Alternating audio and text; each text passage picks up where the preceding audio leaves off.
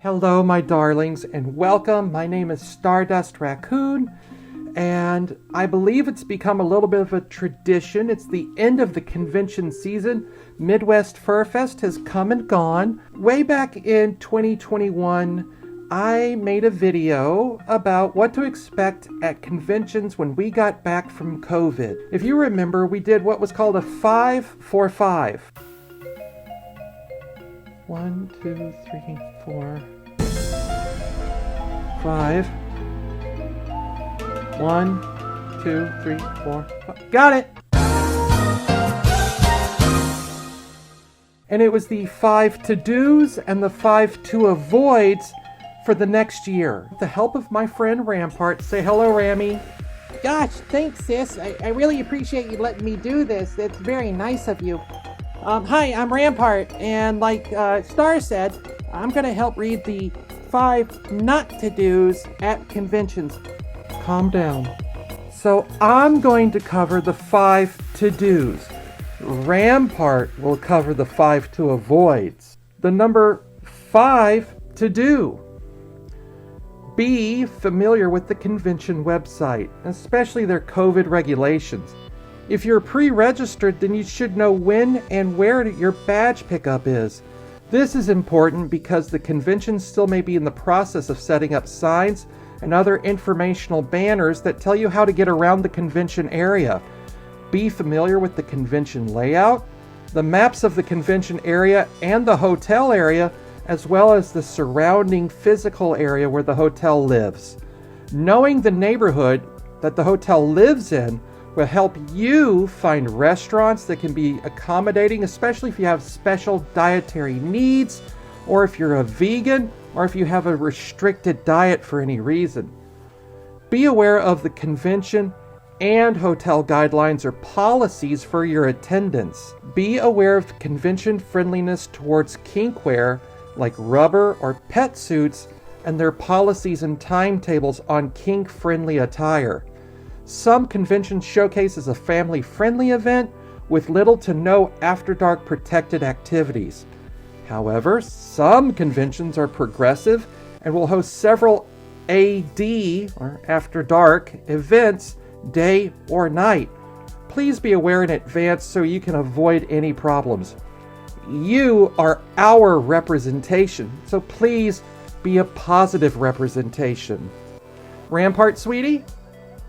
Your turn. So let's start my list with number 5, the avoid. Avoid attending the convention, of course, if you're sick or if you've been exposed to other sick people. This goes beyond COVID too. The flu or the common cold or strep throat, anything that's easily communicated. Proper health at the convention isn't just for the greater good of the public, but also for your own well-being. It can be depressing if you miss the convention due to illness, but it can be even worse if you're at the convention and bedridden with illness. The number 5, avoid being sick at the convention. Back to you, sis. The number 4, to do. Be mindful of others attending the convention. Knowing if your room is a party-friendly room, then make an effort to find out if there is a party floor at the convention. Some conventions will have a party floor where parties and the party environment are expected, so no errant emails make it down to the front desk and no one complains, because it's expected. That also means expect problems if you're in a quiet room on the party floor, or problems if you're in a party room on the quiet floor. Avoid giving too much information to your friends or roommates. No one needs to know your darkest fantasies or your medical issues. No one needs to know your stance on the Second Amendment or how many guns you bought this year. Remember the rule, 6, 2, 1. Not that one. 6 hours of sleep a day, 2 good meals, and at least 1 shower. Clean your suit, clean your body, and have your hotel room clean. Let's make a positive impression on everyone, including the hotel staff and especially their housekeepers, the unsung heroes of the furry convention.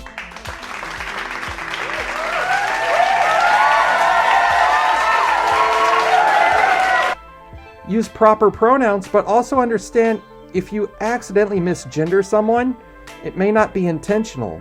Respect is earned, not given, but it's easier to give respect to people who haven't earned it than to have to take it away from those who had it.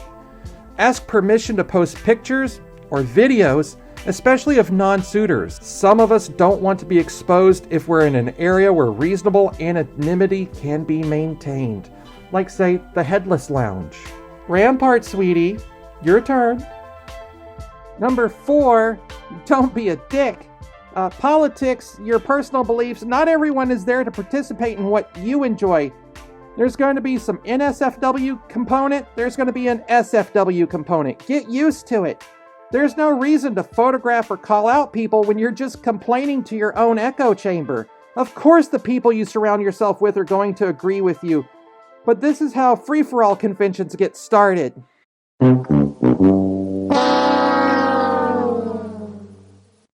You are accountable for your actions, and to be honest, if you disagree philosophically with someone, let's say they're transgendered, that's fine.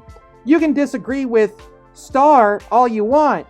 If you go public with that kind of venom, the fandom might not like you hanging around anymore, as the founding principles of the fandom were based on a community of acceptance with safe space guidelines for people who didn't fit into society. So the number 4 to do, don't be a dick. The number 3 to do, which I learned a little bit this year, bring physical cash with you and use tap to pay or cards as a backup within the dealer's den and artist alley. Have a budget for con food, goodies, and travel expenses. Be ready for artists and businesses to check the authenticity of your money the moment you tender it. Using physical cash allows for artists to have immediate access to funds at or after the convention. Wire transfers and PayPal may take a few days to clear the proper channels before our dealer or our artist has that money. Tipping your artist too is highly encouraged. Yes, art is expensive, but you're not paying just for the electricity that they're using or for the ink they have. These people have dedicated thousands of hours to their craft, so please pay your artist accordingly. You can use your card or your tap to pay at the restaurants or at the local areas or bars that we might frequent while visiting the city. And our number 3 to avoid is intimidating cosplay. I get it, you're an edgy 20-something trying to make a statement. That statement, though, is that you're an edgy dick. Wearing military fatigues with helmets might send the wrong message. We don't know if you're there to be armed or not. It can be confusing and intimidating. The problem is, you know it's intimidating and you thrive off of that intimidation by belittling the safe space we flock to so you can be a badass. It's an unwelcome behavior, and more places are banning this. Stop wearing the riot gear. Conventions are beginning to take a stance on such displays of cosplay or police gear as unwelcome and pass revocable offense. So the number 3, avoid wearing your intimidating riot gear at the con. And our number 2 to do, try to arrive early that Thursday morning, if not Wednesday. That way you have a whole day to kind of set up. We're traveling to fun and exotic places that we wouldn't normally see, and sometimes we can't see the forest for the trees. There's tons of local restaurants and businesses depending upon our money. These conventions are big boosts to local tourism economy, and the better you represent the fandom, the better they will treat us during the next event. However, when you do arrive early, that also eases check-in for the rest of the hotel and the registration for the event. Arriving early to the event gives you proper time to settle in, get unpacked, take a shower, even do some supply runs for like bottled water, electrolyte drinks, alcohol, Cosmos, and snacks if you play your timing right. This can all happen right before registration opens on Thursday night. Even arriving at big conventions a full day early will give you an opportunity to visit the wonderful cities that are hosting us. The number 2 to avoid, and this is kind of a big one, and I've noticed it here lately, especially with Poppy Furs, Don't stalk fursuiters or celebrities. There's nothing better than when you get a picture or a moment with someone from online whom you're a fan of.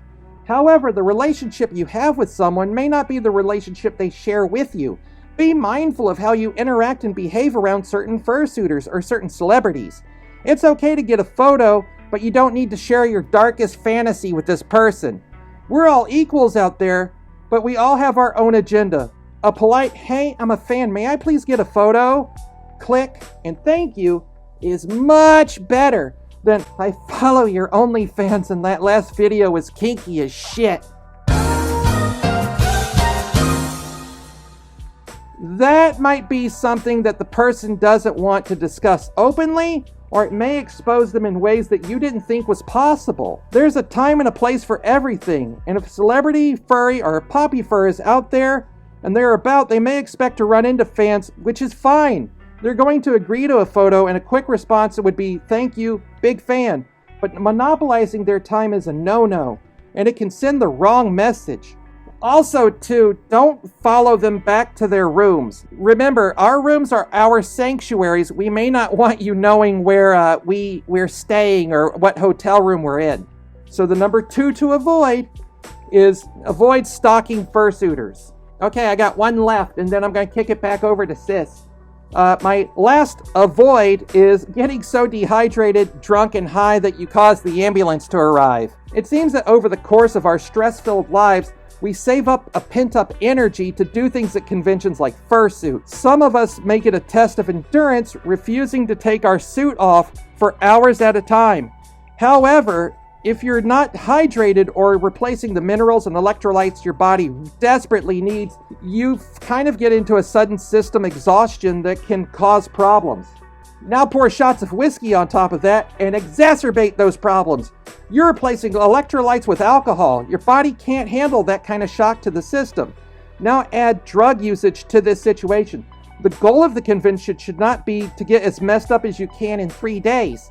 Unless you're already acclimated to this type of endurance, these decisions can be deadly, if not costly. It's become a joke that the ambulance is in the hotel driveway. People are getting fursuits of death from Puss in Boots just waiting to have their photo taken with the ambulance. It's a lack of care to the collective that makes us the butt of jokes in media and in our private lives. I understand the frustration you feel not being able to live hard. Please, don't be the reason that the ambulance is there. So my final avoid is avoid getting so drunk and high and exhausted that the ambulance shows up for you. The last one I want to touch on, we kind of touched already, but I want to give it its own special number. Do set boundaries. Have a conversation with your roommates in advance about what is acceptable in the room for your attendance. Letting them know your stances on certain items or certain moments helps prevent awkward moments from occurring. Conversations about alcohol usage, sex in the room, cleanliness, and other personal boundaries will help prevent problems and tensions from rising due to things that might happen unknowingly.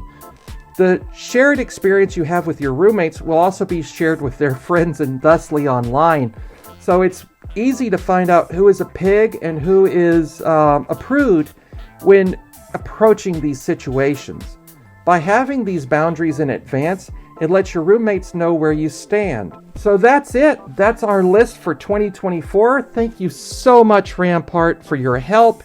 You're a doll, so I'll let you handle the outro. Rammy, if you would. Thanks, sis. I really appreciate it. Thanks for letting me close it. This is, like I said, become kind of a little bit of a passion project over the last couple of years, especially after COVID. And I'm really appreciative that you all take the time to watch this and let me know if I'm hitting it on all cylinders. I think that this is something that we need to talk about more often, about the 5 to-dos and not to-dos. And I'd love to see other content creators have some kind of input or an idea of what it is that they think should be happening at these conventions or not happening at these conventions. The more we share our ideas, the better our community becomes. So until next time, folks, I'm Rampart Lapinathy, and keep your stick on the ice.